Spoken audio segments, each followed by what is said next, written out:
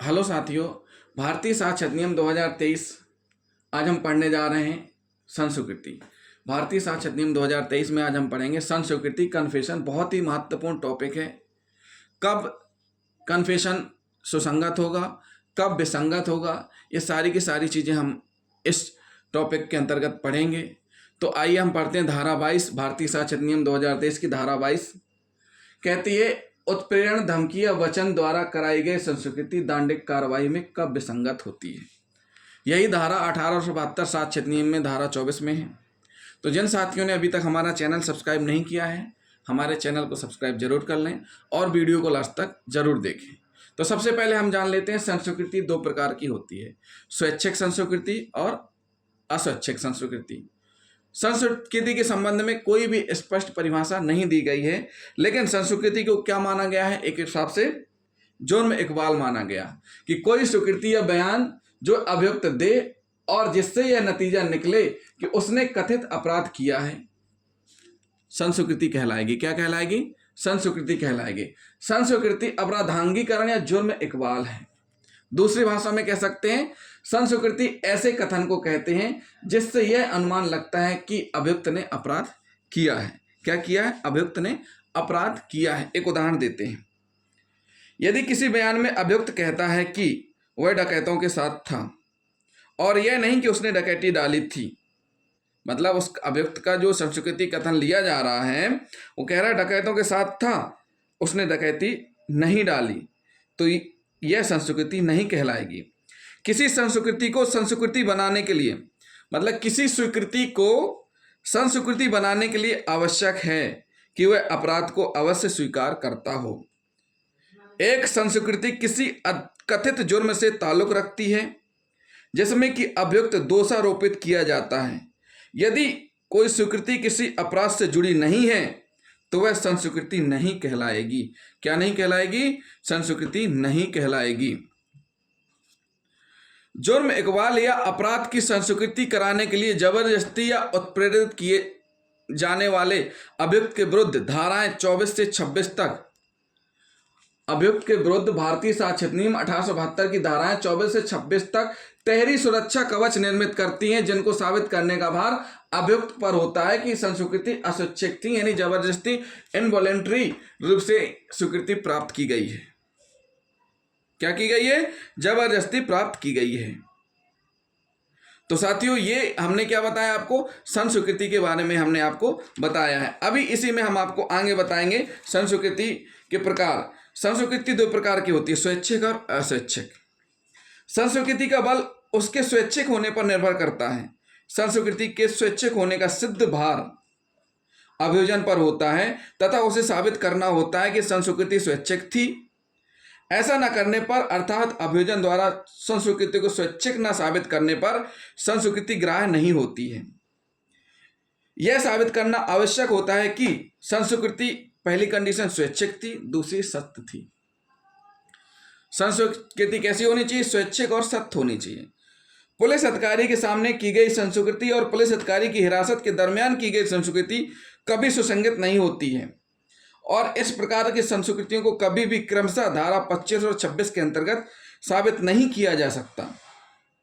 न्यायिकेतर संस्कृति तथा अभियुक्त द्वारा अनुसंधान के दौरान में पुलिस द्वारा किसी मजिस्ट्रेट के पास भेजने पर उसके सामने की गई संस्कृति केवल तभी ग्राह्य होती है जब वह स्वेच्छापूर्वक की गई हो। इन्वेस्टिगेशन के दौरान मजिस्ट्रेट के समक्ष प्रस्तुत किए गए अभियुक्त को उसके द्वारा की गई संस्कृति तब ग्राह्य होगी जब वह स्वेच्छापूर्वक की गई हो। धारा 24 में स्वैच्छिक और अस्वैच्छिक शब्द का प्रयोग नहीं किया गया है, परंतु समानता अस्वैच्छिक स्वीकृति वह होती है जो किसी लाभ पाने की आशा से करवाई गई हो या भय के कारण की गई हो। संस्कृति कब विसंगत है? उत्प्रेरण या धमकी या वचन संस्कृति को दो स्वतंत्र गवाहों के सामने प्राप्त किया जाना चाहिए। अगर यही संस्कृति दो समस्त गवाहों के सामने डराकर, प्रलोभन, भय, धमकी, वादे से प्राप्त की गई है तो विसंगत मानी जाएगी। संस्कृति हमेशा दो स्वतंत्र गवाहों के सामने प्राप्त की जानी चाहिए, परंतु अगर यही संस्कृति डराकर, प्रलोभन देकर, भय कारित कर, धमकी या किसी वादे से प्राप्त की गई है तो वह संस्कृति विसंगत मानी जाएगी। उसके बाद प्राधिकारवान व्यक्ति के द्वारा ऐसा प्रलोभन, धमकी या वादा किसी प्राधिकारवान व्यक्ति ने दिया हो तो वह भी क्या माना जाएगा? विसंगत माना जाएगा। अब प्राधिकारवान व्यक्ति कौन होते हैं? प्राधिकारवान व्यक्ति का अर्थ यह माना गया है कि वह व्यक्ति जो अभियुक्त के विरुद्ध आरोप के विषय में हस्तक्षेप करने का अधिकार रखता है। प्राधिकारवान व्यक्ति शब्द का अभिप्राय केवल पुलिस से होगा जो अपराध का अन्वेषण करती है और साथ साथ मजिस्ट्रेट से होगा जो अपराध का विचारण करता है। यह दृष्टिकोण बहुत संकुचित मालूम पड़ता है। ऐसा मालूम पड़ता है कि धारा 24 के अर्थ के अंतर्गत प्राधिकारवान व्यक्ति वह होना चाहिए जो अपनी स्थिति के बल पर अभियुक्त के ऊपर किसी प्रकार का प्रभाव डाल सके।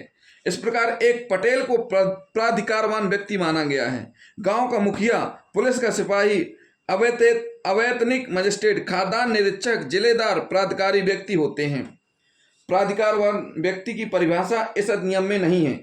निम्न इस धारा के अंतर्गत प्राधिकारवान व्यक्ति माने जाते हैं: अपनी छात्राओं के बारे में प्रधानाध्यापिका, अधीनस्थ लिपिक के लिए उसके प्रवर उच्चतम अधिकारी, कंपनी के अधीनस्थ सेवक के लिए कंपनी का प्रबंधक, जमींदार जो पुलिस की जांच में प्रत्यक्ष रूप से जुड़ा है, एक अनरेरी मजिस्ट्रेट जो जिलेदार भी है, प्राधिकारवान व्यक्ति माना गया है।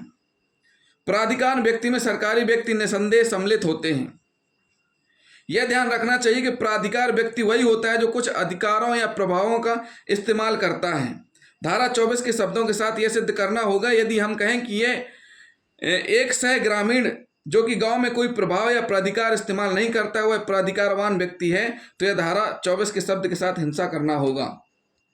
यह प्रश्न है कि वह व्यक्ति जिसके समक्ष संस्वीकृति की गई है क्या वह प्राधिकारवान व्यक्ति है अथवा नहीं। इसका निर्णय प्रत्येक मामले की परिस्थितियों पर अभियुक्त की हैसियत को ध्यान में रखते हुए उस व्यक्ति के संबंधों पर निर्भर करता है जिसके समक्ष संस्वीकृति की गई है।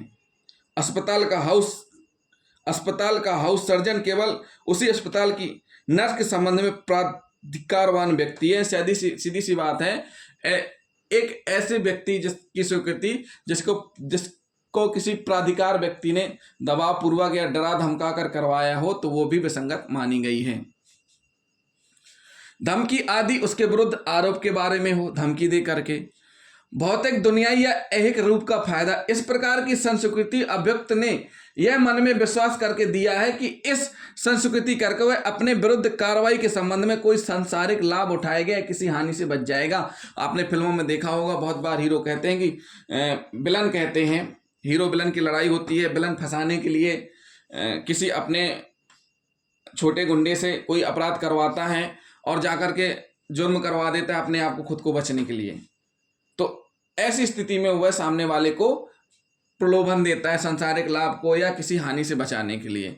तो इस प्रकार की संस्कृतियों को विसंगत माना गया है।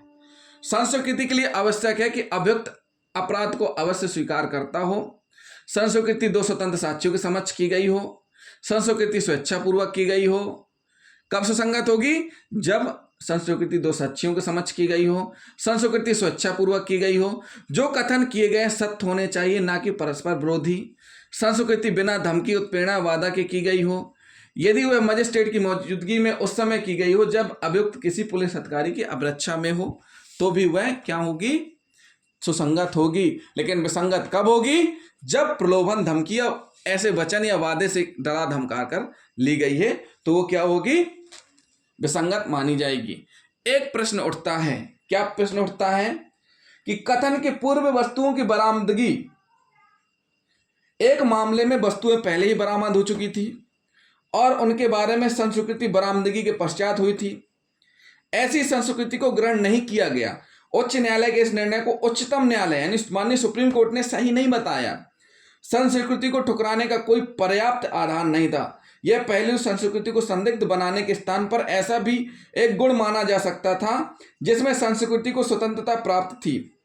जब अभियुक्त ने यह देखा कि जो वस्तुएं उसने छिपा रखी थी वह ढूंढी जा चुकी थी, तो हो सकता है कि उसने यह सोचा हो कि इस बात को अब छिपा कर रखना व्यर्थ है। ऐसी स्थिति में वह चाह सकता था कि सब कुछ किसी भी व्यक्ति को साफ साफ बता दिया जाए।